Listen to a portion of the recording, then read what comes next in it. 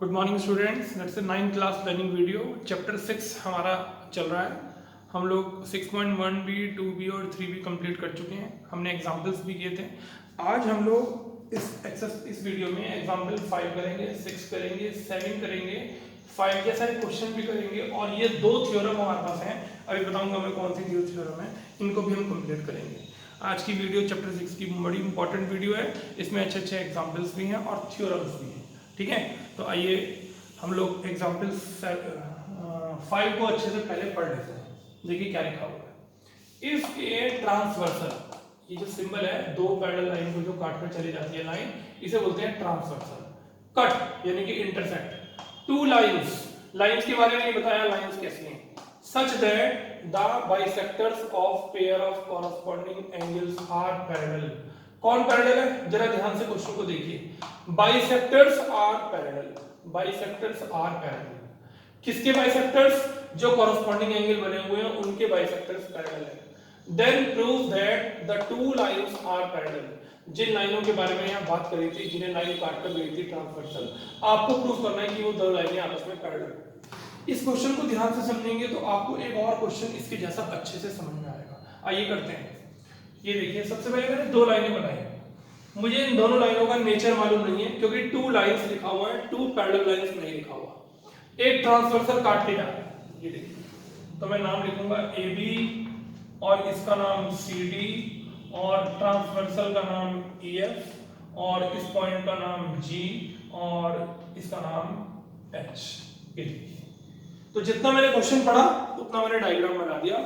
If a transversal, ये रहा transversal, cut two lines, ये रही दो लाइंस। अभी मुझे नहीं मालूम ये कैसी हैं, पैरेलल है कैसी हैं, बस मैंने दो लाइनें बना दी, इनका नेचर मुझे मालूम नहीं है। Such that bisector of pair of corresponding angles are parallel. जरा देखिए, ये है कॉरस्पॉन्डिंग एंगल, ये देखिए, ठीक है। इसने कहा इनके बाइसेक्टर्स, ये देखो GM और HL, ये दोनों आपस में कैसे हैं? ये देखो दोनों आपस में कैसे हैं? पैरेलल है, इसलिए मैंने इनके ऊपर एरो का साइन लगा दिया। क्वेश्चन में कहा bisectors of pair of corresponding angles are parallel. कह रहे हैं शो करके दिखाइए, देन प्रूव दैट ये जो दो लाइनें आपको नजर आ रही हैं ये आपस में पैरेलल होंगी। ये लाइनें पैरेलल नहीं है, ये बात ध्यान रखना। आपको इन दोनों लाइनों को पैरेलल प्रूफ करना है। ठीक है, आइए स्टार्ट करते हैं क्वेश्चन को। बड़ा इंपॉर्टेंट, बड़ा सिंपल क्वेश्चन है और अच्छे से समझ में आना चाहिए, एक बार दिमाग में सेट होना चाहिए। सबसे पहले हेडिंग लिखते हैं given. AB and CD are the two lines such that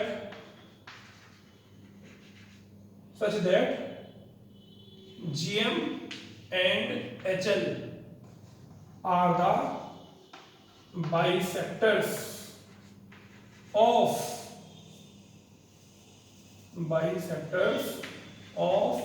angle EGB and angle GHD such that, क्या खास बात रखिए कि GM लाइन HL के पैरेलल है। टू प्रूव, हमें प्रूव करना है ये जो आपको बड़ी सी लाइन दिखाई दे रही है AB और CD, ये आपस में पैरेलल। हेडिंग लिखते हैं प्रूफ। ध्यान से समझिएगा, खूब इंपॉर्टेंट क्वेश्चन है, खूब बढ़िया क्वेश्चन है, छोटा है, अच्छा समझ में आएगा। देखिए, अब ये लाइनें पैरेलल नहीं है, ठीक है। फिर कौन सी लाइनें पैरेलल है? GM और HL।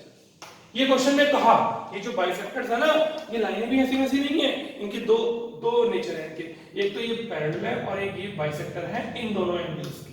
ठीक, तो मैंने क्या कहा, जब ये दोनों लाइनें पैरेलल है तो ये दोनों एंगल का नेचर देखिए क्या होगा। देखिए 1 और 2 का, 1 केवल यहां तक है, नीचे तक नहीं है। 2 केवल यहां तक है, नीचे तक नहीं है। ये देखिए, मैं आपको इसका अलग से डायग्राम बना के दिखाता हूं। ये देखिए, ये रहा बाइसेक्टर। ठीक, इस लाइन को बीच में से मिटा देते हैं। अब बताइए, ये दो लाइनें पैरेलल है, तो बताइए इस एंगल में और इस एंगल में क्या नेचर होगा? ये दोनों एंगल, ये एंगल साथ वाला छोड़ दिया, फिर ये एंगल, तो दोनों के दोनों कॉरस्पॉन्डिंग एंगल होंगे। ठीक, तो क्या लिखूं? GM parallel HL। भाई क्वेश्चन में दे रखी है बात कि GM लाइन HL के पैरेलल है, तो GM के ऊपर कौन सा एंगल बना है? 1 और यहां कौन सा बना है? 2। तो बताइए दोनों एंगल आपस में कैसे होंगे? इक्वल। क्या रीजन होगा? कॉरस्पॉन्डिंग एंगल, इनका नाम होगा कॉरस्पॉन्डिंग एंगल। मैंने आपको बताया कैसे, ये देखो ये रहा 1, ये रहा 2, ये लाइनें पैरेलल, तो देखिए 1 का नेचर 2 के इक्वल, दोनों के दोनों कॉरस्पॉन्डिंग। हमने पिछली वीडियो में आपको एक बात बताई थी कि अगर आपको कंप्लीट एंगल मालूम हो ना और बाइसेक्टर दे रखा हो तो उसका आधा कर देते हैं, लेकिन अगर आधा एंगल मालूम हो और पूरा पता करना हो तो डबल कर देते हैं। अब देखिए 1 किसके इक्वल है, 2 के। अब मैं, और ये लाइनें कोई ऐसी वैसी लाइन तो नहीं है, ये दोनों के दोनों बाइसेक्टर हैं। बाइसेक्टर का मतलब ये जो कंप्लीट एंगल है इसके दो इक्वल पार्ट्स हो गए, इसके दो इक्वल पार्ट्स हो गए, ठीक।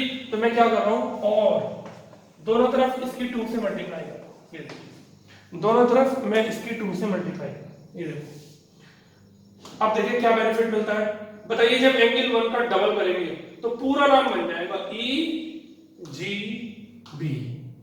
अभी 1 2 के इक्वल है, 1 का डबल करा, अच्छा अगर डबल करके ये EGB कैसे बन जाएगा, क्योंकि ये ऐसी वैसी लाइन नहीं है, ये कौन है, ये एंगल बाइसेक्टर्स है।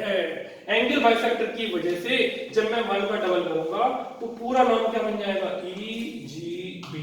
तो एंगल 1 का डबल हो गया EGB, देखिए, और 2 का डबल हो गया GHD, ये देखो एंगल GHD, ठीक। भाई आपने एंगल 1 का डबल EGB क्यों लिखा, इसका आपको ब्रैकेट में रीजन बताना पड़ेगा। GM and HL are the angle bisectors। जहां डबल करने के बाद आंसर लिखते हैं ना, सामने की तरफ रीजन बताते हैं। आपने 1 और 2 को इक्वल क्यों दिखाया, क्योंकि लाइनें पैरेलल है। देखो क्वेश्चन में दे रखा है कि बाइसेक्टर्स पैरेलल है, ठीक, तो उनके ऊपर बने हुए एंगल भी इक्वल होंगे। क्यों इक्वल होंगे, उनका नेचर कॉरस्पॉन्डिंग होगा। फिर आपने इसकी 2 से मल्टीप्लाई कर दी, आधा एंगल पता था इसलिए डबल कर दिया तो पूरा एंगल पता चल गया। तो 1 का डबल करते ही क्या नाम आ गया, EGB, और 2 का डबल करते ही GHD। क्यों कर दिया डबल, क्योंकि ये लाइनें पैरेलल होने के साथ साथ कौन है, बाइसेक्टर्स हैं। इसका मैंने सामने रीजन बता दिया। अब बताइए अगर ये दोनों एंगल कॉरस्पॉन्डिंग हैं तो जो इनका डबल करके आंसर आएगा उनका नेचर भी क्या होगा, कॉरस्पॉन्डिंग होगा। जो नेचर आधे एंगल का है वही नेचर पूरे एंगल का होगा। तो मैं क्या लिखूंगा, but these are also corresponding angles. देखिए जब ये कॉरस्पॉन्डिंग है तो जो डबल करके इनका आंसर आएगा वो भी किसका नेचर होगा, उनका नेचर भी क्या होगा, कॉरस्पॉन्डिंग होगा। तो जैसे 1 और 2 इक्वल थे क्योंकि GM और HL लाइन पैरेलल थी, अब देखिए उल्टा हो गया। अब ये दोनों एंगल इक्वल हो गए, क्या नाम है इसका, EGB। इसका नाम क्या है, GHD। अगर 1 और 2 आपस में इक्वल है, कॉरस्पॉन्डिंग है, तो इनका डबल भी कॉरस्पॉन्डिंग होगा। तो बताइए EGB GHD के इक्वल हो गया, और ये ऐसे बने हुए हैं, कौन सी लाइनों के ऊपर बने हुए हैं, AB पर और CD पर। तो इन दोनों एंगल की वजह से बताइए AB लाइन किसके पैरेलल हो गई, CD के। अगर ये दोनों लाइनें पैरेलल होती तो ये अपने आप ऑटोमेटिकली कॉरस्पॉन्डिंग होते, लेकिन ये अपने आप कॉरस्पॉन्डिंग नहीं है। 1 और 2 इक्वल है, आपने उनका डबल करा तो ये पूरे एंगल इक्वल आ गए। डबल क्यों किया, क्योंकि GM और HL बाइसेक्टर दिए हुए। आपको आधे एंगल पता था तो आपने डबल करके पूरा एंगल पता लगा दिया। तो जो नेचर आधे एंगल का होगा वही डबल करके जो आंसर आएगा उसका नेचर भी कॉरस्पॉन्डिंग होगा। अब ये दोनों एंगल किस लाइन पे बना हुआ है, देखो EGB किस पे बना हुआ है, AB पर। GHD किस पे बना हुआ है, CD पर। तो बताइए AB किसके पैरेलल हो गई, CD के पैरेलल। ठीक है, समझ में आया। अब देखिए मैं यहाँ क्वेश्चन चेंज कर रहा हूँ।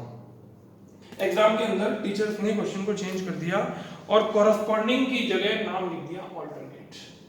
ये देखिए बस एक ये छोटा सा चेंज किया और यहाँ लिख दिया ऑल्टरनेट, ठीक। तो फिगर भी चेंज हो गई। ये देखिए फिगर क्या चेंज हो गई, ये देखिए, ये देखिए,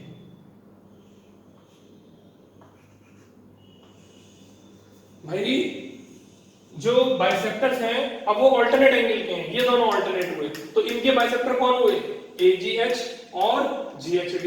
अब आपको प्रूव करना है कि ये दोनों लाइनें आपस में कैसी होंगी, पैरेलल। बिल्कुल सेम क्वेश्चन है। अब कॉरस्पॉन्डिंग की जगह क्या नाम आ गया, अल्टरनेट। तो क्या लिखूंगा, AB and CD are the two lines such that GM and HL are the bisector of angle AGH।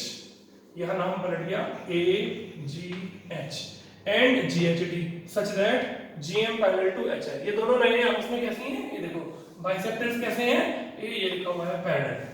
आपको प्रूव करना है कि AB लाइन किसके पैरेलल होगी, CD के। ठीक, तो क्या करेंगे, फिर से क्वेश्चन को स्टार्ट करेंगे।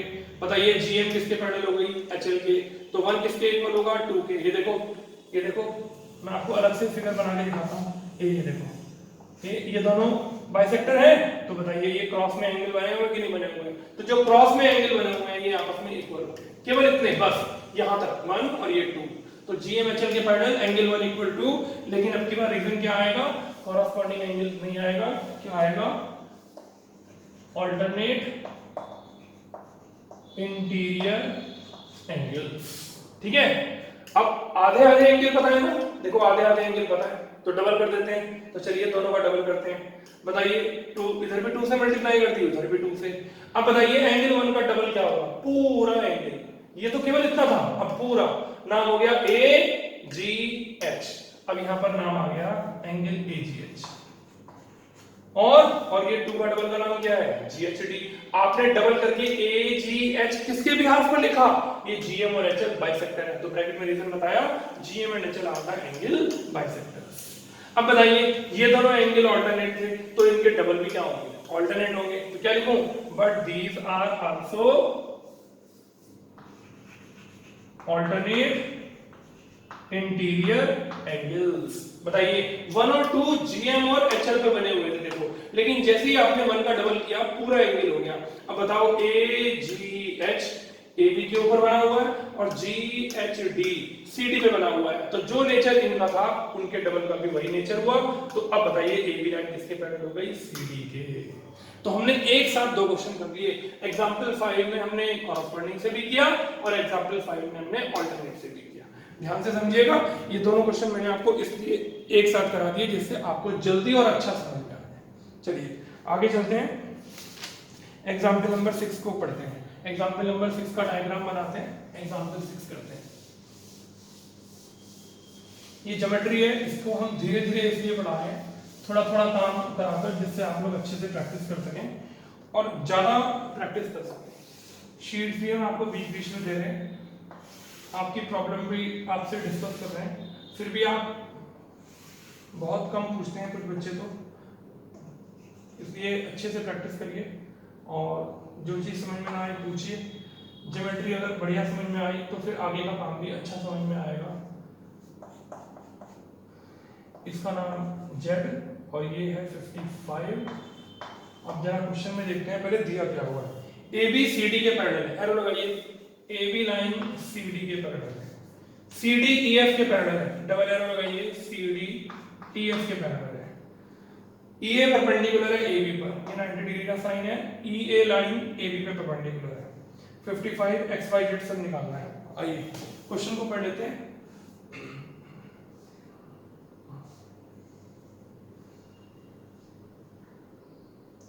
अब बताइए CD लाइन किसके पैरेलल है, जरा ध्यान से देखिए। EF के पैरेलल है, यहाँ पर F पॉइंट आएगा, यहाँ CD आएगा।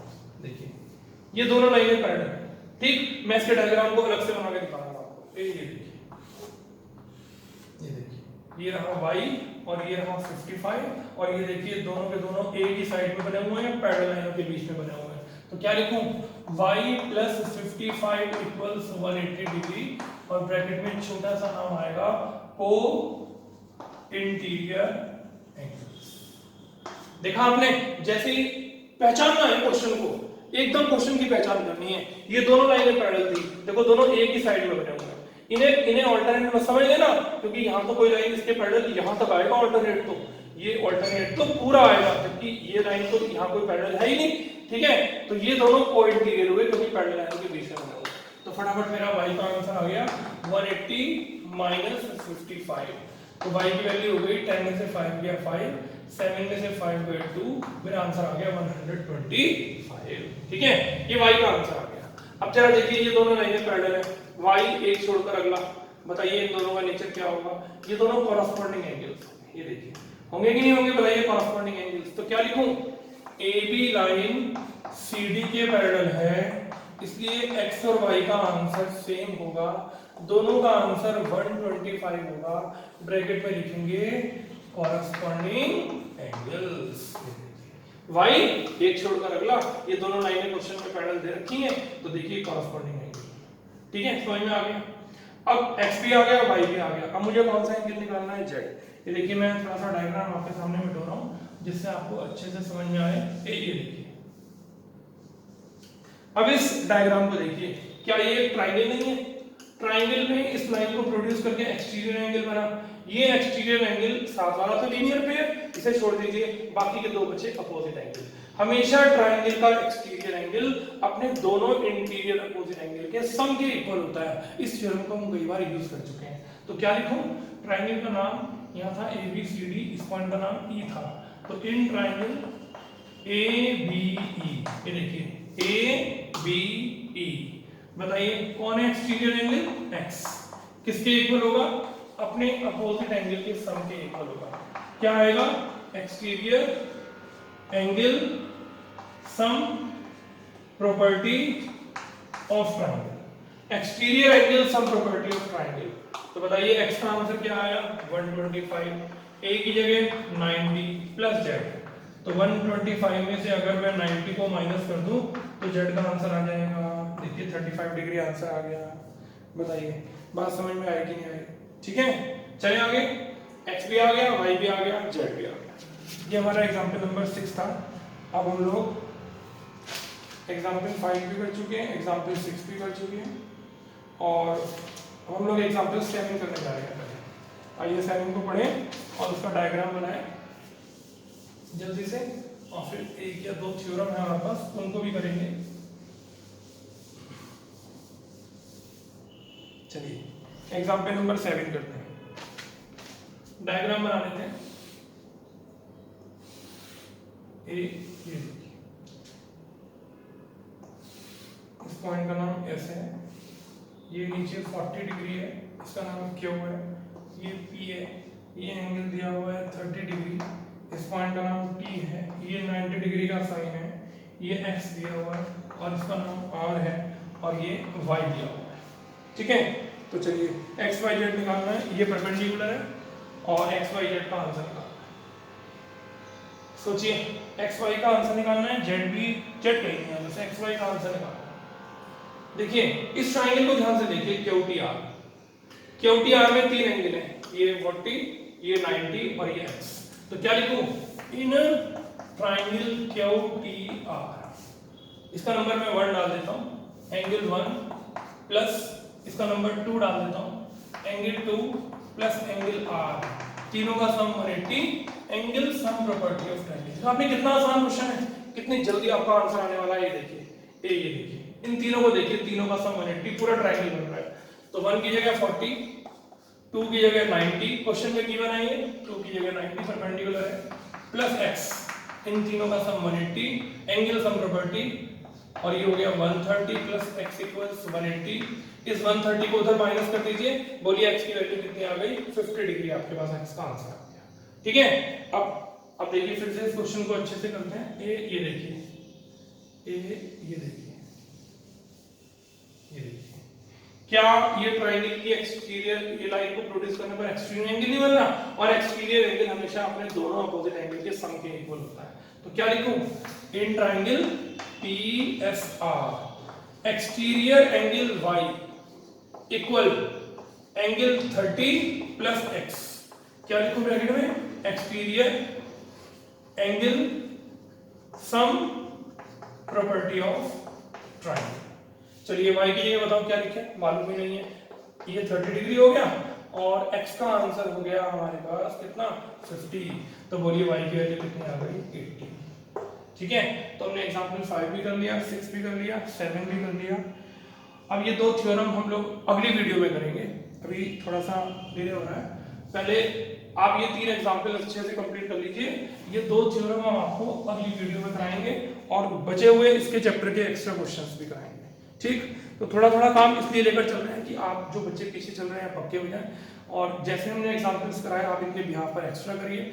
जैसे एग्जाम्पल फाइंड कराया उसकी जैसे उसका एक और क्वेश्चन भी कराया, तो अच्छे से प्रैक्टिस करिए। कुछ कम समझ में आए बार बार वीडियो देखिए, कोई और प्रॉब्लम हो व्हाट्सअप करिए। ठीक है, thank you very much, have a good day.